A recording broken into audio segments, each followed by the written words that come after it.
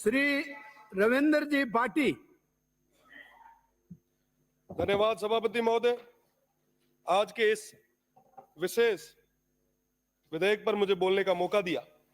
निश्चित रूप से वो जो दौर था वो पूरे लोकतंत्र के लिए एक काले बादल समान था।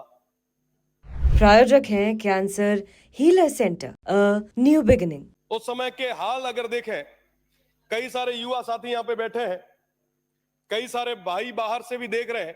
एक इमरजेंसी करके फिल्म आई थी, जब उसको देखा, ताराचंद जी साहब अभी बोल रहे थे, कई सारी चीजें उन्होंने कही। कालीचंद जी साहब उस समय के प्रत्यक्षदर्शी रहे हैं। हमने वो दौर नहीं देखा, पर जिस माध्यम से भी हमें पढ़ने का मौका मिला, देखने का मौका मिला, तो समझ में आया कि वाकई कितना बुरा वो कालखंड। जिस समय हमारे देश के सारे नेताओं को, स्वर्गीय हमारे प्रधानमंत्री अटल बिहारी जी वाजपेयी को, जेपी जी को और तमाम देश और प्रदेश के नेताओं को, युवा साथियों को इमरजेंसी के दौरान उन सलाखों के पीछे भेज दिया गया। लोकतंत्र का गला घोटने का काम उस दौर में किया गया।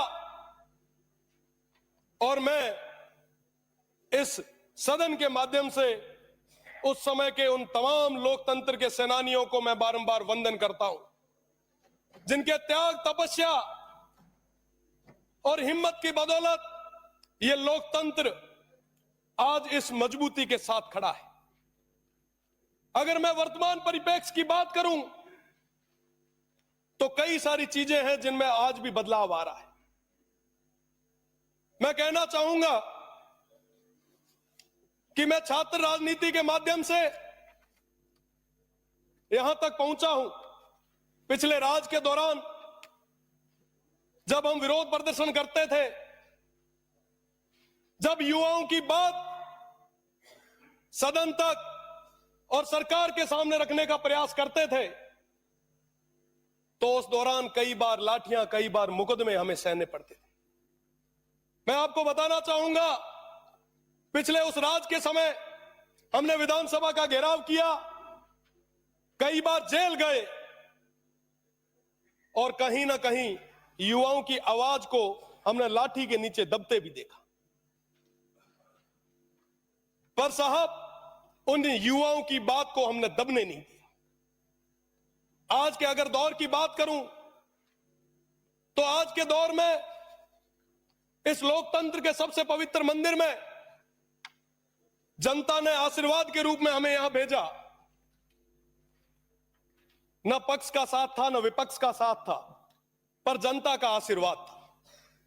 और उस दौरान जब बाड़मेर, जैसलमेर और बालोतरा की जनता का आदेश था कि पार्लियामेंट के इस चुनाव में हुंकार भरो, इन 22 लाख लोगों का नेतृत्व करो, इनका आशीर्वाद तुम्हारे साथ है, और जब लड़ने के लिए आगे आए, जब उस समय नॉमिनेशन भरा और जैसे ही घर पहुंचे तो कई सारे ऐसे पत्र हमें मिले। इन पत्रों में क्या है कि साहब, इनकम टैक्स का डिपार्टमेंट का ये लेटर आया है, 4-5 और भी डिपार्टमेंट्स के लेटर आए। मैं निश्चित रूप से पूरी जिम्मेदारी के साथ कह सकता हूं, हमारे प्रदेश के मुखिया जी और तमाम लोगों को इस चीज का पता भी नहीं होगा कि ऐसी चीजें हुई है। पर जो पीछे बैठे हुए लोग हैं वो ऐसे षड्यंत्र रचते हैं जिससे कि सरकार की एक बुरी इमेज, एक गलत छवि कहीं ना कहीं बने। तो मेरा तो निवेदन है, यहां पे संसदीय कार्य मंत्री जी भी विराजे हैं, माननीय मंत्री जी भी विराजे हैं, कि ऐसी छवि नहीं बननी चाहिए। इन चीजों पे हमें विचार करना होगा और निश्चित रूप से लोकतंत्र के हम पैरोकार रहे हैं और जहां कहीं पे भी लोकतंत्र की बात आई है, जनता की आवाज को दबते देखा है, तो हमने मजबूती के साथ उनकी आवाज को मजबूत किया है।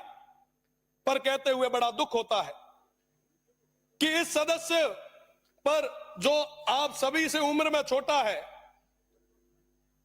एमपी चुनाव के बाद एक साथ 3-3 मुकदमे दर्ज किए जाते हैं।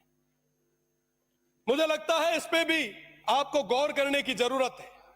और हम लोग जब जनता की आवाज को आगे तक नहीं रखेंगे तो उस जनता की आवाज को आगे तक रखेगा कौन? आज उस जनता ने, उस देवतुल्य जनता ने हम सभी को बहुत सारा प्यार और आशीर्वाद देके यहां पर बिठाया है। और इसलिए ताकि हमारे दुख और दर्द को प्रदेश की सरकार के सामने मजबूती के साथ रख सके। और जब यहां पे उस दुख और दर्द को रखा जाता है तो कई सारे जो पीछे बैठे हुए लोग हैं, मैं कह सकता हूं, बड़े दावे के साथ कह सकता हूं, हमारे जो नेता हैं, हमारे जो लोग हैं, उनको इस चीज की अभी तक पता ही नहीं होगा, उनको भनक तक लगने नहीं दी होगी। और पीछे बैठे हुए कुछ लोगों के द्वारा षड्यंत्र और साजिशों के द्वारा आवाज को हमेशा दबाने का प्रयास किया जाता। मेरा निवेदन है कि इस बार पे गंभीरता से आप सोचें, आप विचार करें, क्या वाकई हम लोकतंत्र को मजबूत कर रहे हैं? निश्चित रूप से लोकतंत्र को मजबूत करने के लिए छात्र संघ जैसे चुनाव भी होने चाहिए ताकि हमारी नई पीढ़ी भी आगे आए। मैं पुनः सभापति महोदय को बहुत बहुत धन्यवाद देता हूं और निवेदन भी करता हूं कि हमारे जो लोकतंत्र के सेनानी थे उनको पूरी सुविधाएं मिले, निश्चित रूप से उनको याद किया जाए, हर स्कूल में उनको पढ़ाया जाए ताकि पता चले कि साहब वो हमारे लिए लड़े थे। बहुत बहुत धन्यवाद। जय हिंद, जय भारत। के माध्यम से माननीय संसदीय कार्य मंत्री जो लॉ मिनिस्टर भी है, मैं जानना चाहूंगा कि पहली बार तो बिल प्रोड्यूस नहीं हो रहा है, बिल प्रोड्यूस होते रहे हैं। बिल जिस दिन होता है उस दिन ओपन डिबेट नहीं होती, बिल के खंड से उस पर चर्चा होती है। ओपन डिबेट यदि आप कर रहे हैं तो आप किसी दिन भी रख लीजिए, ओपन डिबेट रख लीजिए आप कि वर्तमान और इमरजेंसी काल पे ओपन डिबेट रख लीजिए। कोई इसमें इतना स्कोप नहीं होता है। माननीय सभापति महोदय, ये गलत परंपरा पड़ रही है। आप स्वयं लॉ मिनिस्टर हैं, आप इस बात को बखूबी जानते हैं कि बिल की खंड से चर्चा होती है। इसमें जो खासतौर से लिखा जाता है कि मैं इस संशोधन के लिए प्रस्तावित करता हूं, किस बात का संशोधन है? क्या ओपन डिबेट का संशोधन थोड़ी नहीं है। प्लीज मेहरबानी करके इसको बिल पे कन्फाइन करें आप। प्लीज, ओपन डिबेट कर दिया आपने, इसको ओपन डिबेट का कभी कोई होता ही नहीं है। Please please please please please मेरे व्यवस्था का प्रश्न है, माने प्लीज प्लीज प्लीज आप विराजिए।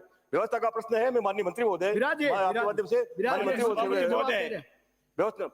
व्यवस्था फरमाएं। ये अपेक्षा नहीं थी कि इतने माननीय वरिष्ठ सदस्य इस तरह का व्यवस्था का प्रश्न उठाएंगे। आज तक इस विधानसभा में जब भी जनमत जानने का जितने भी माननीय सदस्यों ने प्रस्ताव दिया है, नियमों के अनुसार वो अपनी बात कहते हैं और उस माननीय सदस्यों को सबको अपनी कहने की बात का अधिकार है। और अभी इससे पूर्व इसी परंपरा और इसी व्यवस्था के तहत, इन्हीं नियमों के तहत पूर्व का जो बिल था उसके ऊपर भी डिबेट हुई है। ऐसे अभी इसमें नहीं, मेरी बात पूरी प्लीज आवश्यकता भी हो जाएगा। आपका मौका आ गया ना, विराजिए, पहले मेरी बात आपका पूरी मौका आ होगी। गया, आप बोल लिया। प्लीज बात पूरी होगी, पहले विराजिए। विराजिए, सुनने की क्षमता रखिए, सुनने का मादा रखिए। आप अगर अव्यवस्था का प्रश्न उठाते तो सुनने का मादा भी रखिए।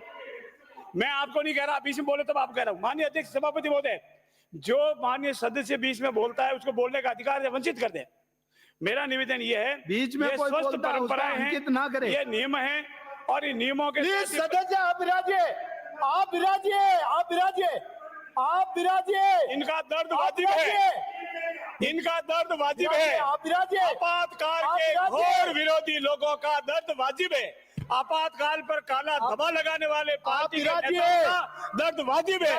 ये इसी परंपरा से हो गया। डिबेट शुरू हो गई है, 3 माननीय सदस्य बोल गए, ये व्यवस्था का कोई प्रश्न ही नहीं है। श्री छगन सिंह जी राजपुरोहित।